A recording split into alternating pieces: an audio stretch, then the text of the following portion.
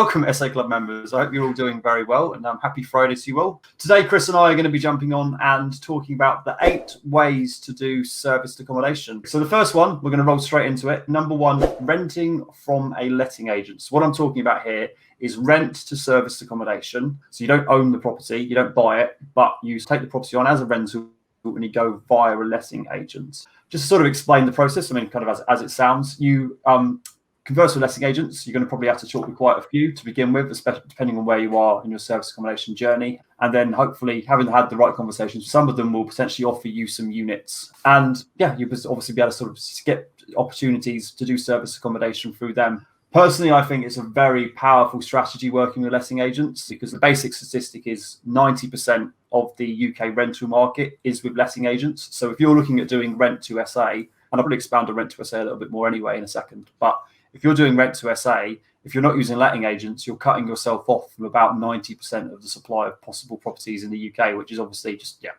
you're basically cutting yourself off from the majority of the opportunities. I'll just step back a little bit and explain what rent to SA is for those of you that aren't aware. So essentially, it is the process whereby you, through a limited company normally, will rent a property on a long-term basis, we would suggest. We normally go for about 3 years. You will rent the property on a monthly basis, so you'll pay a fixed amount of rent each month.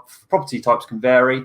And let's say you pay £800 a month rent every single month. That goes to the landlord and or the letting agent. The basic principle for rent to service accommodation is you then re-rent the property back out on a nightly basis, and you charge a higher amount per night. And essentially the gap between what your costs are, i.e. your rent, utilities, etc., council tax, which you take on as a tenant, and the profit you make, or the turnover you make each month from putting out to your guest, that's your profit margin. And it's quite an interesting and exciting strategy that a lot of people, ourselves included, use when they get into service accommodation, because you can get control of a property. And there's been a lot of sort of well-known entrepreneurs. I think Donald Trump's one of them, unfortunately. That's, well, say in some ways unfortunate to mention that name, but we'll get past that. But one of his kind of principles is own nothing, control everything, and it's quite a well-known kind of entrepreneurial phrase. And yeah, that's basically kind of it. It's by controlling the asset but not even owning it, you have less liability and you can kind of make a lot of cash. And that kind of is the premise of rent to SA, that you can potentially make a fair amount of money using property you don't own. And from our experience, depending on how you do it, you can potentially get control of a property and keys and furnish a place for as little as sort of £5,000 to £6,000.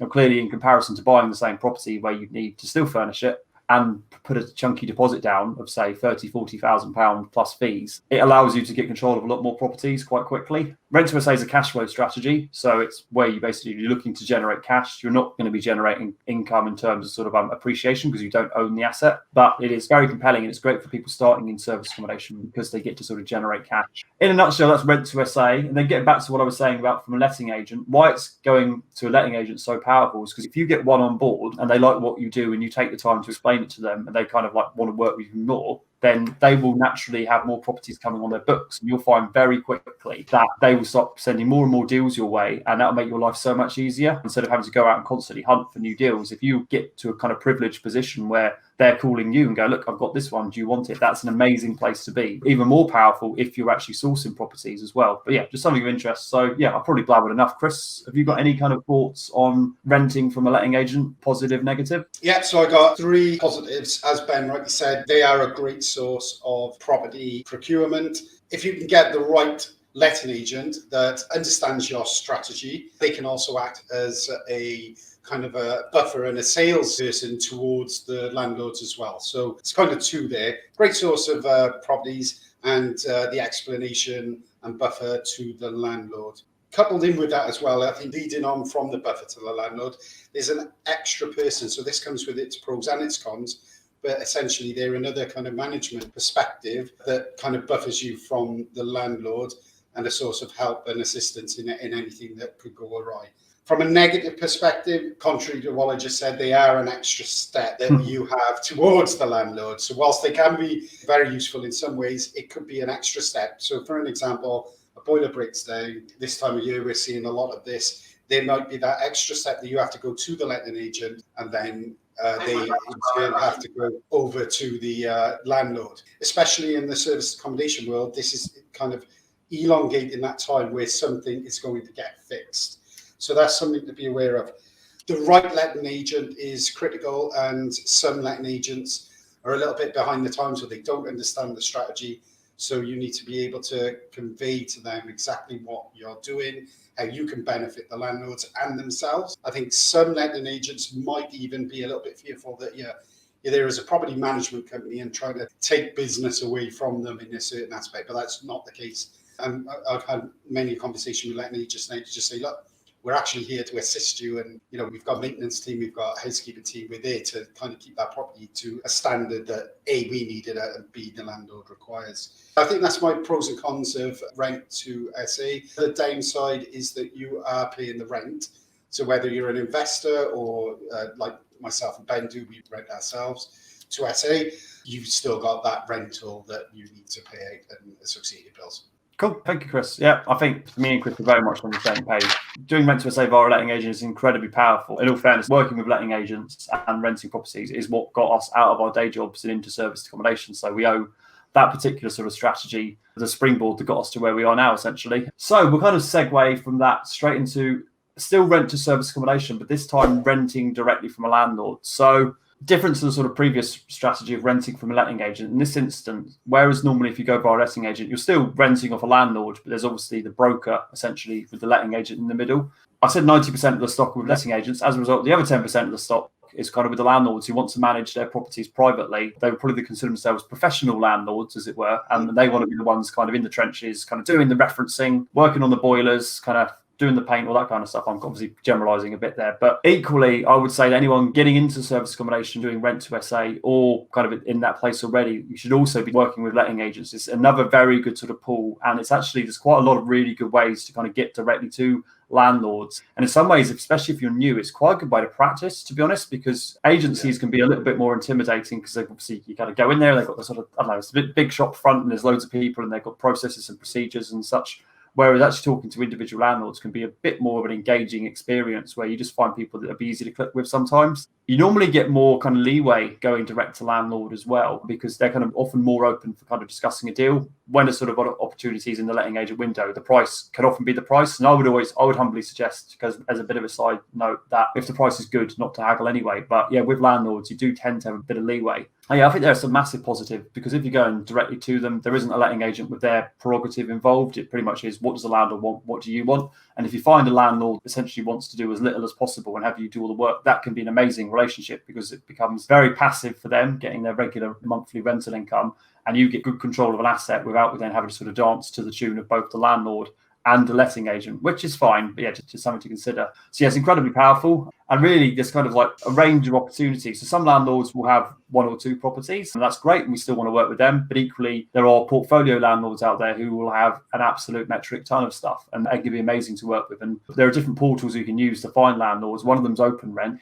and on that, you can normally see how many properties a landlord's actually got. So that could be quite useful for triaging that. But yeah, it's definitely a strategy you should weave in. And as we go and find more units now, actually, we found in some ways, in terms of automation and sort of using a bit of systemization to kind of cast the net out and see what properties are available, direct to landlords actually a bit easier to kind of automate some of the process of generating leads than going through agents. So yeah, just sort of one to bear with. But no, I think it's a great strategy as well. We've had some really good success. I would say what we found when we started off is that started a bit slower for us. We found we got moving quicker by working with agents. And I would still say, if I had to pick one or the other, I would say agents. But there is literally no reason why you shouldn't do both.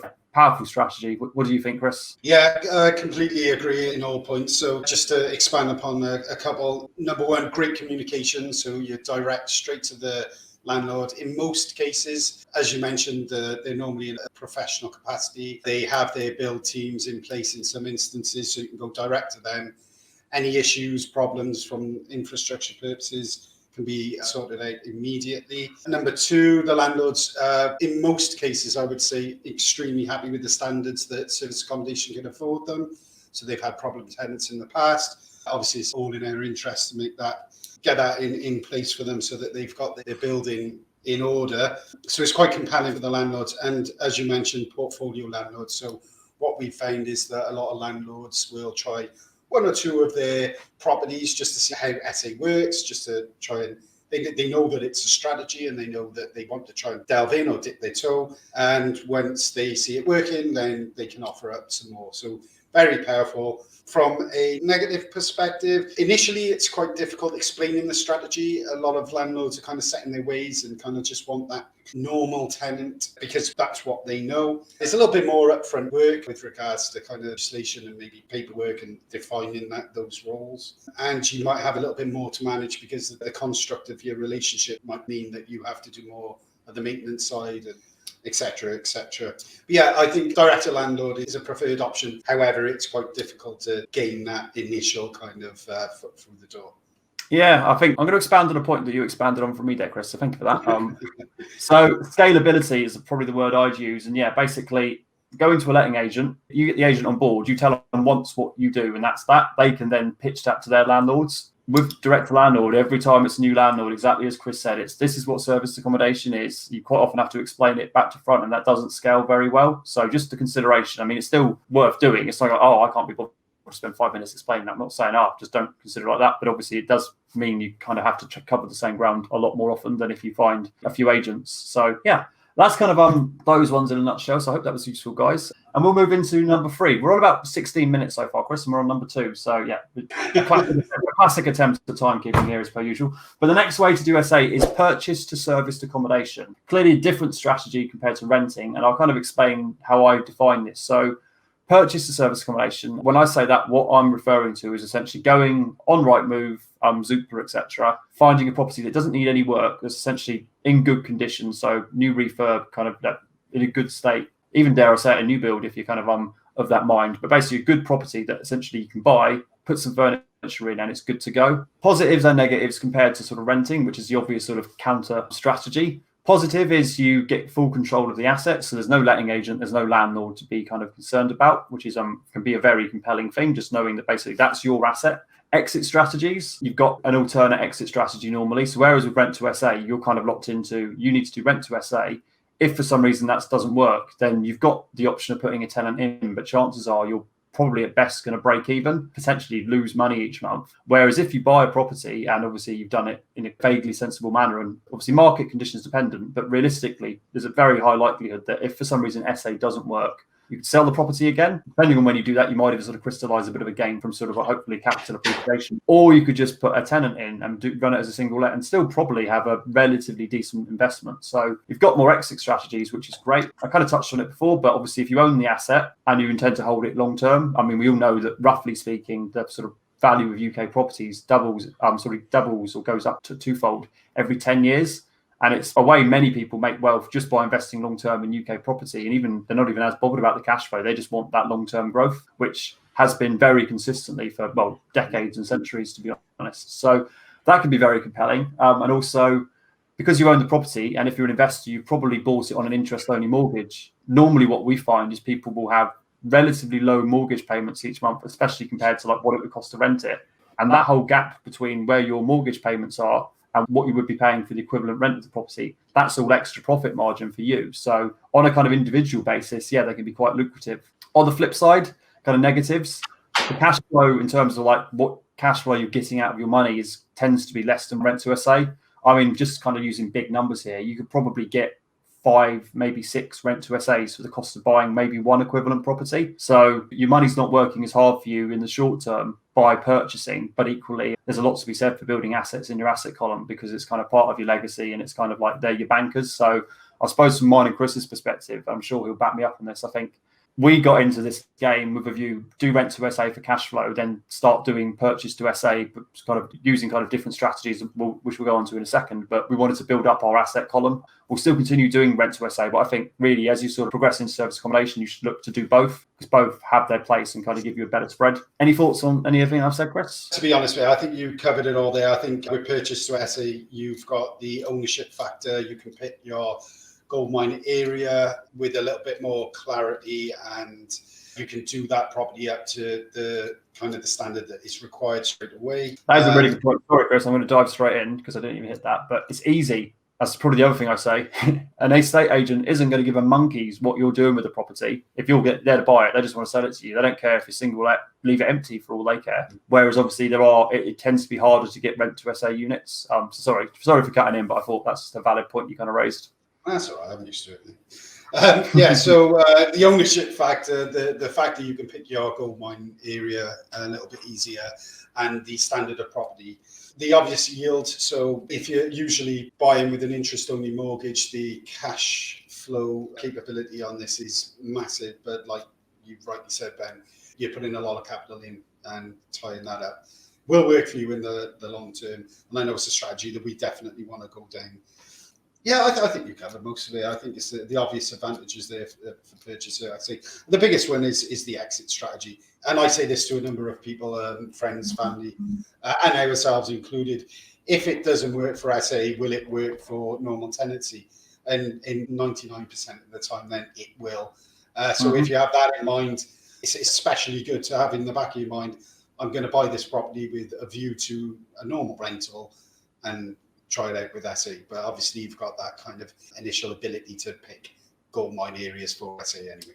That's a good point. I think one other thing I might tease out is what makes it a little bit more inefficient for the single let route is typically, I mean, people that tend to specialize in single lets tend to, dare I say it, the best bang for your buck, it tends to be going to the lower end of the market to kind of get the best yields and returns. With SA, you are really going to have to focus on better quality properties in terms of what you're purchasing, in our opinion, in terms of what we think works the best. So yeah, just a bit of a side note. Yeah, you will end up with a still, compared to leaving your money in the bank or arguably many other ways of investing your money, you're still going to end up probably with a very good asset in the grand scheme of things. But yeah, maybe not quite as efficient as buying sort of what some people call like little 2-bedroom boxes, this kind of thing. So yes, that kind of covers up purchase to SA. And we're going to kind of, again, sort of segue into the fourth one, which is very similar, but we call BRR to SA, which stands for Buy, Refurbish, Refinance to SA. So this is similar to the last strategy in which you are buying it, but in this instance, it's a lot more niche and kind of not skill intensive, but yeah, there's a lot more to it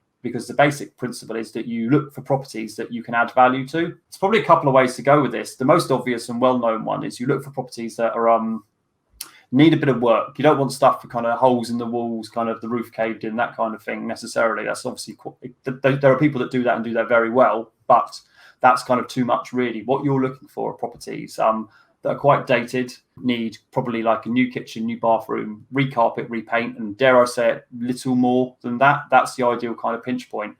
And then you're looking to secure those properties for a relatively low value in proportion to what it would be worth done up. And then the basic principle is you buy the property at a good price, so hopefully haggle a bit off because it needs a bit of work anyway. You run your numbers beforehand and figure out, well, actually, if I offer this price and get it, it'll be worth this much once I've done it up because I've looked at what's in the area. And then purchase said property, get the work done, and then you're looking to basically add about £3 of value for every pound you spend on it. That's what people that are good at this can do by kind of doing that kind of not bare minimum, but that kind of quite cosmetic refurb, very light touches compared to like knocking walls through and all that kind of stuff. And then the idea is normally you either buy using bridging or cash is normally the way. I know some people do actually buy with a mortgage and then remortgage, which is a little bit cheeky, but again, I'm sort of not a mortgage broker. Okay, I've done a caveat of the day already, but yeah, the advised way to do it is to use purchase entirely in cash or use like the correct kind of product, and then after some time, essentially once you've done the property up to a high standard, you then get another mortgage or a mortgage on the property and hopefully pull out some, if not all of your money, which gives you your cash pot back. And I know there are people that are very good at this and they can actually do this to the point where they get back all of their money and a bit extra. So they end up basically having a house that's got none of their own money in. They'll have a mortgage on it, so they don't own the whole thing outright, but they've got a 25% mortgage on there and they've got all of their money back to go again. And that's the magic of this strategy. It's a way for quickly building up your asset column, because some people that aren't aware of that strategy might think the way to do it is to buy properties, save up the rent, and then buy using the sort of money they saved up. And that's a lot slower, obviously, whereas actually recycling your money, which is what you're doing with this strategy, is very powerful. And it's quite a well-known sort of broader property technique. But I think for service accommodation, it's ridiculously compelling because that strategy, buy, refurbish, refinance to single let, works very well and was one of the most widely used strategies. But you end up with an asset that might cash flow sort of £300-400 a month. If you do it with the right service accommodation properties, you end up with an asset that could potentially be cash flowing you triple what you'd be getting as a single let, and you've still got, there's no reason why you haven't got a similar amount of money back out. So it's I think very, very exciting. It's arguably my favorite serviced accommodation strategy because you can build up your asset column quite quickly, recycle the money so you're not having to sort of constantly sort of scrap around for funds, hopefully, and you end up with sort of cash flow and properties. So I think very, very interesting. What are your thoughts, Chris? Yeah, exactly the same as yours, Ben. I think this is one of the areas where we want to go down predominantly. I think from all of the positives, there are a couple of negatives you need to just keep in mind, and that's the time frame. So some of these refurbishments might take longer than expected, one to be aware of. You need a pretty good build team and one that you can trust to go in and get that straight up. So as Ben mentioned, I think you're looking for that property that just needs a bit of work, but it doesn't need to go into like an extended period of time, because the quicker you can get this property up and into SA, the quicker you can start that cash flow immediately. You also may need some kind of project management if you can't do that yourself. Some of these kind of properties are a little bit niche, so you need the right gold mine area, again, the same as purchase to SA. But also it needs to be at the right level of build to be able to refinance correctly. So yeah, just a couple of things I think to think about on that. Cool. Someone making you a cup of tea, Chris? I was trying to look as if nothing was happening, but my father's just made me a cup of coffee. So thank you. Hey, yeah, that's good service. Service is smart. I can see his reflection in the window, so I'm tracking what he's doing. But yeah, so that's a good point. I suppose one other negative I would tease out is compared to purchase to SA, where there's just going to be a lot of opportunities. Obviously, there tend to be less properties on the market that need work, and obviously there'll be a lot of property investors looking for those opportunities. So it is harder to find those opportunities. They're definitely out there, but arguably the very, very best ones often won't even make it into the estate agent window, because some property investors will have basically managed to snaffle them off the estate agents kind of the moment they come in the door. So way more sophisticated strategy. And yeah, you need a good build team, and things can go wrong. You can, as you say, buy a property that you think, oh, it needs a little paint and that's it. And then you find it's riddled with damp and there's it needs a new roof. And then suddenly, yeah, you've got a bit of an issue because you've got huge costs. So yeah, still very good strategy. But yeah, Chris is entirely right to raise kind of extra flags there. One good technique is we've gone down this as well is to get in touch with the auctioneers, have a good relationship with the estate agents, which you can develop over time. So any of these off the market kind of deals would be more beneficial in this case, because they are a little bit more few and far between than the normal. But always keep your eye out. Cool. Awesome. So number 5, and again, we're kind of like, some of these there are similarities, but we call this strategy which build/conversion to SA. So we're basically talking about going big. So not your projects where you are putting a lick of paint on and a new bathroom, but actually it might be converting a building, be that kind of an office, into residential units, or taking a hotel, converting that to an apartment hotel, or even taking a greenfield or brownfield site and building from nothing all the way up to either of those projects. Again, extremely interesting and compelling, clearly very sophisticated strategy, kind of like the next natural progression from what we were just speaking about, but again, can be incredibly compelling. I mean, from our perspective, we love multi-unit deals. We love managing blocks of apartments. We love managing hotels. We love just managing as much stuff in one place as possible, because as amazing as sort of doing service accommodation with houses and sort of apartments is in different areas, every sort of additional property in a new place adds an extra slight element of logistical complication. Whereas if you've just got a lot of stuff in one place, it makes your life a lot easier. I mean, you're talking cleaning, linen, security, logistics in terms of where people park, just sort of general maintenance. All of these things compound so much more by having a lot of stuff in one place. And again, this is quite a sophisticated strategy, but it's kind of like different ends of the spectrum. Yes, you've got blocks of hundreds of apartments. You could go kind of one end, but equally the other end, we might just be talking about like 2 or 3 apartments in one building, as in like a house conversion to 2 or 3 apartments. So you can sort of scale into this strategy. You don't have to go kind of crazy to begin with. And that's kind of on the residential side, but equally on the apartment hotel model, which I won't dive into too much here, because that's definitely a whole other episode. You don't necessarily need to start and go buy out Hilton or Waldorf Astoria or anything like that. You can start off their opportunities, which is sort of your round the corner B&B guest house kind of opportunity, which again, still scaling and still doing multiple units in one block. So it's a really exciting strategy, and I think especially apartment hotels. I won't go into it because I'll start going every day, but I think it's really awesome strategy personally. Got any thoughts on kind of going big, build conversion to SA, Chris? Just to expand on multi-unit, so I think that's kind of key here, because it does give you the ability to operate at a bigger scale, all under one roof. Like you said, logistics is so much easier. There may be the need to go through extra red tape, i.e. planning, etc., getting the right kind of considerations from that perspective.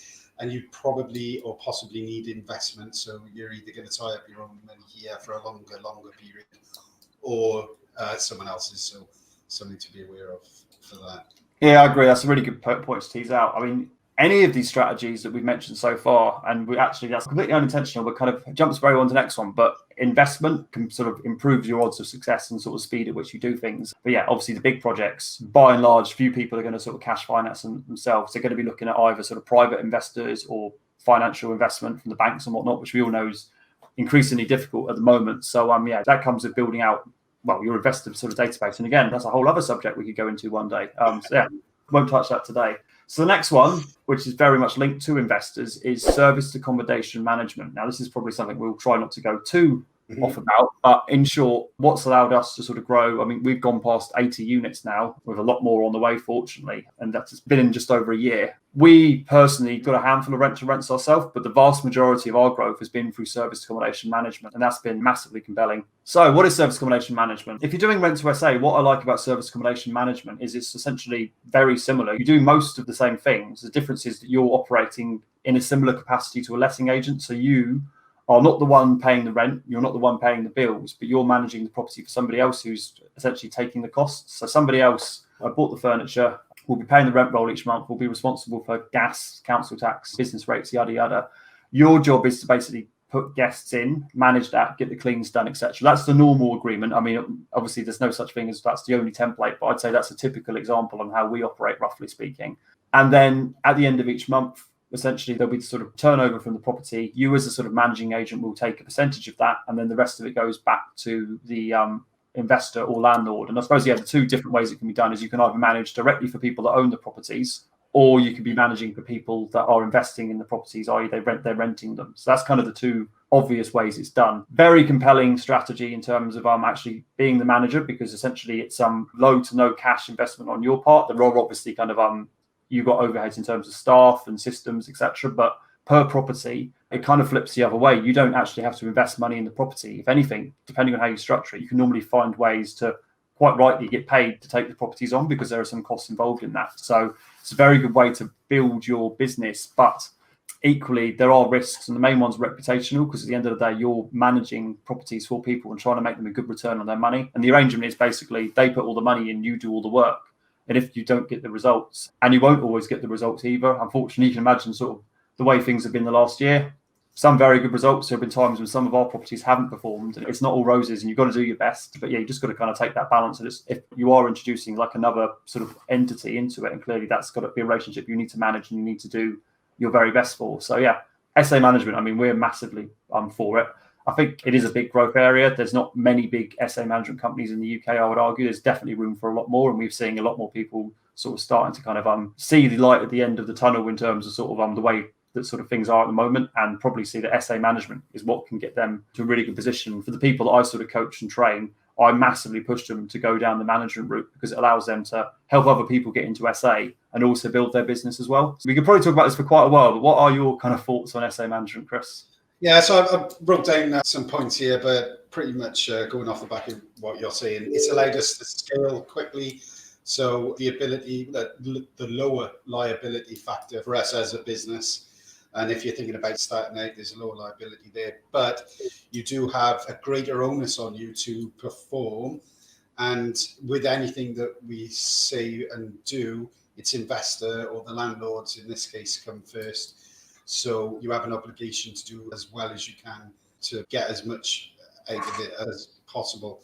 There's a lower percentage, obviously, for the management of SA, and you also need a good team around you to be able to facilitate a quality service, which is what we're aiming for fundamentally. There's also higher expectations. You're the management of this for an investor or landlord, so the expectations on you to do this is quite high. But yeah, scalability is vast, little to no money to be input by yourselves. It's enabled us to go down this route, I think, especially through these troubling times. We've been able to scale quite quickly because a lot of the management companies have either folded slightly or come along a bit of hard times, and then these properties have come over to us and we've equally had to perform. So it's something that we've kind of fell in by accident due to COVID. We initially went down the rank to SA, fell into the management. And yeah, it's not an easy thing, but I think once you get it right and you get all your systems in place, marketplace, it can be a really, really good way of scaling. Yeah, agreed. And I mean, just for those of you that like your numbers, I mean, I'm probably slightly generalizing here, but compared to doing rent to SA, if you're doing management, depending on what your fee is, you're looking at probably making 40% of the amount you would have been making doing a rent to SA, which is an insignificant amount considering that you're not putting any money in. And just to give that as a comparison, kind of running the numbers from what we do, we normally end up making the same amount of money off one property as a manager that we would if we own the property, and we're renting out as a single let. I mean, just if it was like a kind of a cheap and cheerful property, that's kind of where the numbers are like. So that's pretty impressive that we can make the same amount of money that we would have made owning an asset and renting it out ourselves, but managing it and putting no money in, just basically our sweat equity, which is a great non-existent word. So yeah, SA management, definitely a whole other subject for a different time, but we'll go on to the next one for sort of an element of brevity. So number 7, we're nearly there, Chris, is use deal sources to obtain the above. And essentially everything we've just mentioned, you can basically use deal sources to kind of basically get you that. So if you are starting out on your SA business and you want a bit of speed, Door just went, probably Amazon. I think it'll be fine. If you want to rent to SA, either from a letting agent or a landlord, deal sources can help you get that. So if you have, they will charge you money for the service, obviously, and it tends to be sort of 4 figures, put it that way. So it's not a cheap service, but equally, they have good access and good knowledge to a lot of them to kind of get you the right stuff. Then it can be a way to kind of build your portfolio quicker if you don't want to go down that route yourself. If you want to purchase properties, again, there is definitely deal sources that will help you find stuff to purchase. If you want buy, refurbish, refinance to SA, again, 100%. There are people out there who they make their occupation to go find the deals and sell them on. So you can basically use deal sources to speed up what you're doing. Obviously, that's going to be capital intensive because they'll charge you a sourcing fee each time, which you then won't be able to put into further deals. But if you're cash rich and time poor, can be a good way to get things going. Build conversion to SA, I mean, the sky's the limit with deal sources. I'm not going to sort of dive massively into it, but they can find you all these things. And probably the one that's not as obvious is SA management. So good deal sources, or should I say deal packages, will provide you that kind of end-to-end. So you can get some deal sources that will literally kind of find you a lead, maybe make an introduction, and that's basically all you've got. But a deal packager will find you the property, they can find you the management company, and they can basically do all the kind of paperwork, etc., and minimize your work as much as possible. So basically, the arrangement that you give to them is go find me a rent to SA, and really my only involvement I want is you can show me some pictures, and if I like them, I'll say yes, and then I want some money in my bank account each month. I would advise you to do a bit more due diligence than that, but you kind of get what I'm saying. Their deal packages will try and give you the whole thing on a plate, which is great for people that sort of time poor, cash rich, but want to get investing in SA kind of hands off. So yeah, deal sources, very compelling, and equally something that if you're doing SA yourself, you could potentially look at weaving into your business. Kind of a very interesting strategy as well. Have you got any thoughts on, basically using deal sources in SA, Chris? Not really, other than I think your point about the time factor. So we use deal sources ourselves with some really good deal sources that understand what we're doing. Deal sources, packages usually understand the serviced accommodation strategy and be used as a bridge to letting agents and to landlords alike. And they can also help you out with kind of the packaging that deal up. But I think the biggest point to take away, I think, is the time factor, and looking at the amount of time it's going to take you to go out and actually find these deals, to go to the letting agencies, ring around landlords, send out all those emails. A deal sourcing has probably got that infrastructure in place already. So if you're just starting out, deal sources are definitely a good way to go. Yeah, I will chip in slightly. There are good deal sources. There are good deal packages. There are rubbish ones. You definitely don't want to be jumping in bed with the first person that sends you some pictures of a property on Facebook. Do your homework. Due diligence, absolutely vital, because unfortunately there are amazing people and we work with some absolutely excellent sources and packages, but unfortunately we are aware of, and there definitely are very bad ones who aren't compliant, who won't find deals that actually they'll send you a spreadsheet with ludicrous numbers on, and just got to be very careful. Like anything in property, I think I find the best way to find the good ones is referrals from people that already kind of have used them. Because again, if you go on the website, I'm sure they'll probably put some very good testimonials on there, and they haven't put any bad ones. So go get referrals from people that have already used services and such. So again, whole other episode, but we'll go on to the final one now. And it's not too big a one, and it's kind of an interesting one that still kind of is relevant to some people. And that is use your existing properties. Now, it's not relevant to everyone because not everyone's going to have casual 20 properties that I don't really think much about. But you'll have some people that have built up a portfolio, for example, of single lets or HMOs, those kind of properties, apartment blocks, etc. And it can be interesting, actually, that probably just by learning more about service accommodation, you might actually realise that some of the properties that you've got, which you would never have considered doing SA with, because you thought that all the SA is fancy 2-bedroom apartments on the Riviera with kind of like a bottle of Chablis and whatever, just doing that kind of a typical SA thing, you might actually suddenly think, you know what, actually my 2 up, 2 down terrace could be quite good for contractors, and I'm making the XYZ amount at the moment, but actually it could work for SA. So just having that in the back of your mind, if you're in a position and you're already a property investor, it may be that you've got assets already that you could essentially get better returns from by using them for service accommodation. There are also positive tax implications, which again, we won't go into today, but there's a lot of positives for people that already have property to kind of go through their portfolio with a fine tooth comb and see if there's any in there that they might not have considered for SA in the first place. Yeah, so what do you think about that, Chris? Yeah, I think it goes back to the whole portfolio landlord slightly, where a lot of people getting into SA or just kind of coming into the strategy slightly might not realise that actually the properties that they've got will work for service accommodation. And I think what we find is that, like I said, mentioned earlier, 1 or 2 might dip their toe in. So it's worth going through your portfolio. The chances are, if you are getting into SA, you're aware of the strategy, you're already involved in property, you have properties of your own. So yeah, just having a little look at your portfolio, just thinking, will this work for SA? So I think using your existing properties, taking a look at your portfolio and just seeing whether or not it would work. Yeah, why not? Awesome. Thank you, Chris. Well, we have reached the end of the list. That's the 8 ways that we would suggest you can do service accommodation. It's not an exhaustive list. I mean, literally, as we were going through, I was thinking there's a couple of nuances on there which I could have probably turned into a couple of more on the list, but I think 8's a good starting point for you all. Any final remarks, Chris? No, thanks very much, everyone, for listening. Awesome. Well, thank you very much, guys. And remember, if you want success, create win-win.